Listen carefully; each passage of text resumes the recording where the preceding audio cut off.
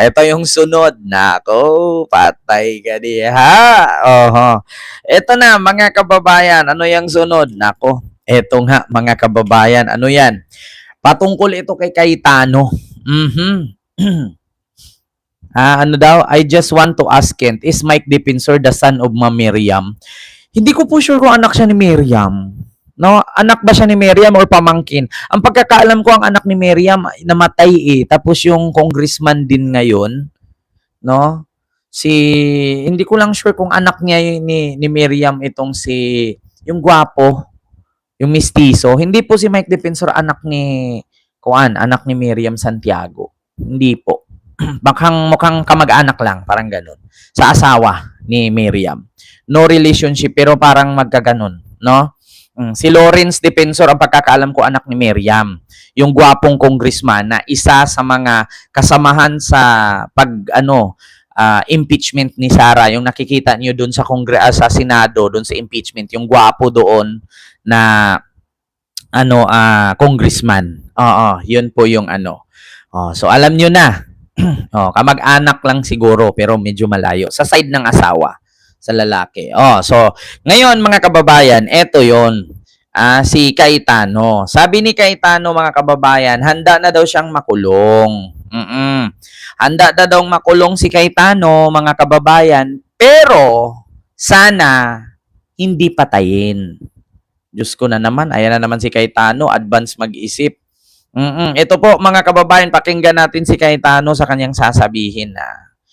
Eto. Yan, wait lang po mga kababayan kasi naglo-load lang. Sa Taguig. Sa akin, sa Taguig.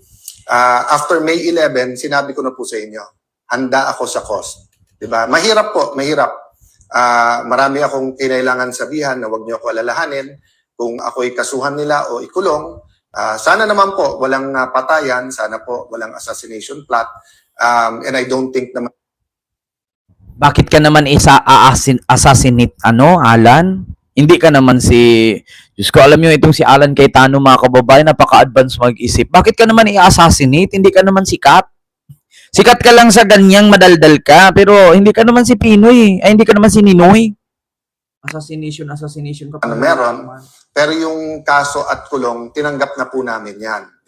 Sa akin, sa Taguig. After May 11, sinabi ko na po sa inyo, handa ako sa cost. Diba? Mahirap po, mahirap. Marami akong kinailangan sabihan na huwag niyo ako alalahanin kung ako'y kasuhan nila o ikulong. Sana naman po walang patayan, sana po walang assassination plot. And I don't think naman na meron. Pero yung kaso at kulong, tinanggap na po namin yan. So aminado na po mga kababayan. Aminado si Alan Cayetano na tanggap na nila ang kaso at kulong. Sana daw walang assassination plot. Diyos ko, Alan, bakit ka naman papatayin? Alam nyo, Alan, kung kakasuhan ka man ng kasong plunder at ikulong, wag mo nang wag ka nang mangdamay. So ngayon, mangyayari pa, yung nagpakulong sa'yo, kasabihin mo pang kriminal. Diba? Wag ganun. Tanggapin mo na lang. Diba? Sabi mo, tanggap mo na yung makasuhan at makulong. Sana walang assassination plot. Ano ka? Pa-special? Bakit ka naman i-assassinate? Hindi ka naman si Ninoy. Diyos ko. Wala ka namang Filipino is worth dying for. Wala ka namang kasabihan kundi puro Bible verse lang naman yan. Kita nyo mga kababayan, aminado na siya. Kaya sa totoo lang mga kababayan, sinungaling itong si Alan Take note sinungaling po ito. Bakit? Meron akong videong ipakita sa inyo mga kababayan na talagang sinungaling talaga ito. Pakinggan niyo. Wait lang.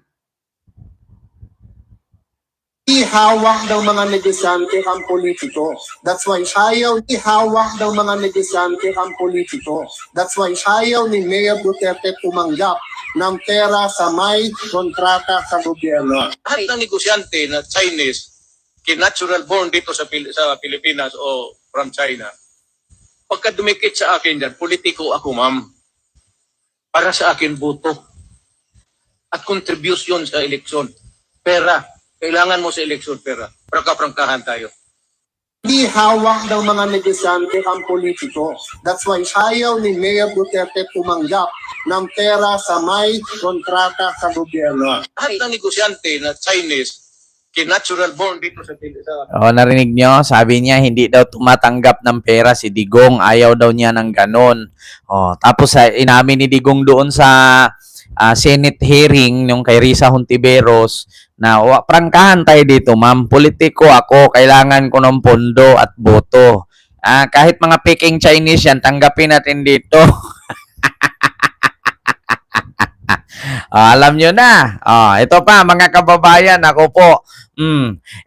Naalala nyo, sabi ni Alan, tanggap na daw niya ang makulong at makasuhan. Pero ngayon may ceasefire. Bakit? Ano to, kakasabi lang natanggap tapos ngayon na ceasefire. Pakinggan, panoorin. Far from over ang word war sa pagitan ni Senators Panfilo Lacson at Alan Peter Cayetano. Ang bagong hirit ni Ping sa agenda report ni Hannah T.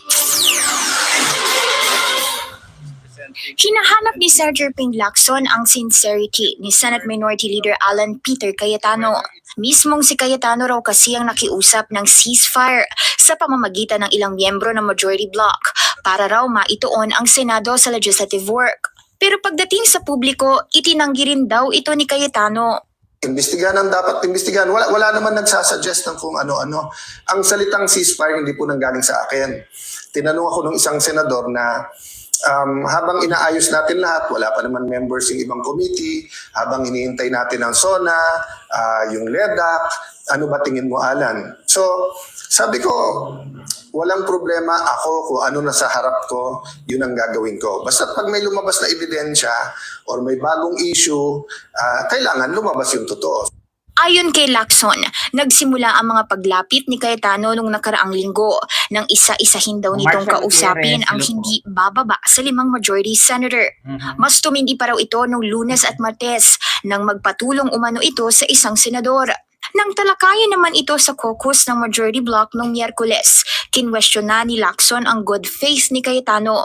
Tila hindi na ito bago dahil may kahalintulad na rin daw ang pangyayaring ito.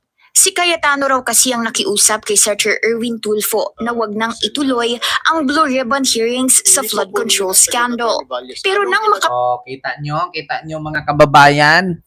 Ngayon lumabas na. Si Cayetano pala ang nakiusap kay Erwin Tulfo na wag na ituloy ang Blue Ribbon hearing sa flood control. Kasi kapag ituloy, mabibisto siya eh. Kita nyo, may humarang. So, ngayon ninyo sasabihin na nagsisinungaling ang majority bloc or Gatchalian bloc. Na which is, lahat talaga ng sinasabi nila, may mga basihan. Kung naalala ninyo, sabi ni Erwin Tulfo, may humarang kasi sa flood control, kaya hindi ko matuloy-tuloy. Kasi nga, mga kababayan, hinarang pala ni Alan. So, bakit niya hinarang? Kasi kapag inumpisahan itong imbestigahan, itong flood control na to, una talagang tatalakayin ni Lacson dyan, ay itong Taguig. Kaya nga mga kababayan, doon sa hinarang ni Alan Cayetano yan, ipinasa na lang ni Ping Lacson sa ombudsman. Di mas lalong napadali. Diba? Kasi kung dito, kakausapin at maghihiring sa Senado about dito sa flood control, hearing pa lang to. Itong si Lacson, agresibo, nagmamadali, taing-tain na, galit na galit eh. Idiniretso sa ombudsman na patay ka diya. Continue. Na mauna ron. ang media, iba Far from over ang word war sa pagitan ni Senators Panfilo Lacson at Hindi po nanggaling sa akin ang gagawin ko. Basta pag may lumabas na ebidensya or may bagong issue, kailangan lumabas yung totoo. Ayon kay Lacson, nagsimula ang mga paglapit ni Cayetano nung nakaraang linggo nang isa-isahin daw nitong kausapin ang hindi bababa sa 5 majority senator. Mas tumindi pa raw ito nung Lunes at Martes nang magpatulong umano ito sa isang senador. Nang talakayan naman ito sa caucus ng majority bloc nung Miyerkules, kinwestiona ni Lacson ang good faith ni Cayetano. Tila hindi na ito bago dahil may kahalintulad na rin daw ang pangyayaring ito. Si Cayetano raw kasi ang nakiusap kay Senator Erwin Tulfo na wag nang ituloy ang Blue Ribbon hearings sa flood control scandal. Pero nang makaharap ang media, iba na ang sinabi ni Cayetano. Sen, sinabi po ni Sen. Erwin, hinaharangan daw po ng minority senators yung BRC hearing next week. Tila ironic din daw para kay Lacson ang sinabi ni Cayetano na bumalik sa legislative work ang Senado dahil ang kampo naman daw nito ang nagsimula ng kudeta noong May 11 na siyang dahilan para maantala ang normal operations nila. Nakabalik lang daw sa regular work ang mga senador nang mahalal si Senator Win Gatchalian bilang Senate President pro tempore noong Hunyo na kalaunay naging SP rin. Una nang inilantad ni Lacson ang umano'y ghost projects sa Taguig City na balwarte ni Cayetano. Bagong pasabog ni Lacson, may 4 na iba't ibang slope protection projects sa iba't ibang lugar sa Taguig na awarded sa 4 different contractors. Pero pare-pareho lang naman daw ang picture na ginamit para ma-report na completed, built, at Kita clear. ninyo? Kita nyo mga kababayan? Iisang picture, iba-ibang pondo, iisang lugar. Kita nyo? Isang picture, isang lugar, iba-iba pondo. Ganun po sila kung paano magnakaw. Talagang, kung isipin mo, hindi ka mabibisto. Bakit? Kaya isang pondo lang yun eh. Isang picture lang yun eh. Pero iba-ibang pondo siya. Ngayon, isusunod-sunod mo yon 2001, 2, 3, 4, 5. Isang picture, isang lugar, 5 pondo. Diba? Example lang yon 2001, 2002, 3, 4, 5. So, hindi ka talaga mabibisto. Bakit? Kasi iba-iba taon eh. Kasi, halimbawa, 2001, pinagawa mo yon. Siyempre, after a year yun, meron na naman yung tagas, merong bitak. So, another pondo na naman, 2002. Pero yung 2001, 2, 3, 4, 5, na-receive na yung pondo. Pero yung taon, hindi pa gumalaw. Kita nyo mga kababayan? Naku. Mistulang na itala bilang may progress. Pero pareho pa rin ang itsura sa isang larawan kahit nasa 3 buwan na ang lumipas. Nagpasa na si Lacson ng findings ng kanyang kampo sa Office of the Ombudsman. Wala pang bagong komento ang Cayetano Camp sa mga pahayag ni Lacson sa ngayon. Pero dati na niyang iginiit na walang ghost projects sa Taguig. Para sa agenda, Hannah Chia, Billionario News Channel. Actually, mga kababayan, wala naman talagang ghost project. Bakit? Paano nga magkaroon ng ghost project kung meron ngang picture? Merong isang lugar, merong isang picture or project, pero iba-ibang pondo. Kaya pag sinilip mo, wala talagang ghost project. Bakit? Kasi pag sinabi, saan tong 1 billion? Ayan. Kita mo, di ba? So, walang ghost project kasi andyan eh.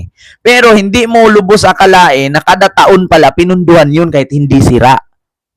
Or else, ginawa nila, hindi natapos, kaya lagi nilang sinasabi, every year may pondo kasi yung putol, hindi idinugtong. Putol lagi. Naalala nyo yung pinuntahan ni Vince Dizon sa Davao City? Yung dike, na, yung flood control na putol? Putol lang, para laging pupunduhan kasi putol.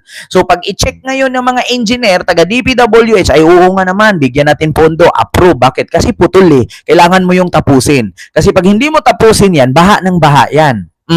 So, ganun ang nangyari, katulad sa Davao. So, pag dinugtong mo yun, wala nang pondo eh. Kaya lagi mo siyang itenga, para kada taon may pondo ka. Isang lugar, isang proyekto, taon-taon may pondo. Bakit ka magbibigay ng taon-taon may pondo? Kasi putol eh, hindi tinapos eh. Kasi pag tapusin mo, wala ka ng pondo next year. Take note mga kababayan. Kung kaya nilang gawin yan sa isang proyekto, ilan bang proyekto ang dapat? Kanak mandayon, kung kaya nilang gawin yan sa isang proyekto, baka nga sa lahat ng proyekto, hindi lang isang pondo eh. Paano kung maka 100 project siya dyan, puro putol? Di yung 100 project every year na may pondo yun. Halimbawa, kung kongresista ka, 3 taong kang uupo, di 3 taong ka sa 100 project, kumukupit. Di ba dapat sa isang taon, dugtong na yun eh. So, 3 3 taon, lagi kang nagkukubra kasi laging putol. Tapos pag napalitan ka ng panibagong congressman, putol na naman, sasakyan na naman ni congressman yun. Kasi ang sakit pa naman ng mga politiko, kapag hindi niya proyekto, hindi niya ipagpapatuloy. Imbis na ipagpapatuloy, hihingian pa niyang pondo yan. Pagkakitaan pa ulit, di ba? O, sinong mga naka-experience yan sa probinsya?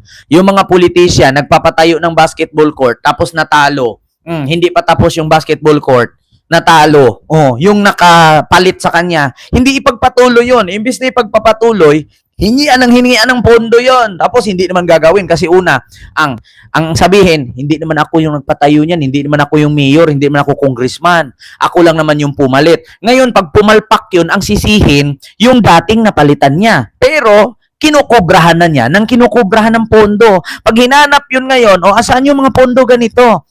Yung dating congressman, yung dating mayor ang hanapan. Bakit? Kasi kasalanan niya yun. Alangan naman ako pagbintangan niyo, hindi man ako nagpatayo niyan, di ba? Safe ka na, nakakupit ka pa. Ganyan ang mga sakitan ng mga politiko, mga kababayan. Binigyan ko lang kayo, ha. Meron pang ang iba dyan, yung kalsada, kaganda-ganda, binutas. Magugulat ka nga, pwede mo nang taniman ng mais, tutubo ni. Yan, nagugulat ka, tig, yung gumaganon sa kalsada, tig, gaganda-ganda ng kalsada, bubutasin. Di ba? Kaganda-ganda ng kalsada, bubutasin. Biruin nyo na, sinong nakakapunta ng Maynila? Yung kalsada ng Maynila, nakita nyo, papuntang Pasig.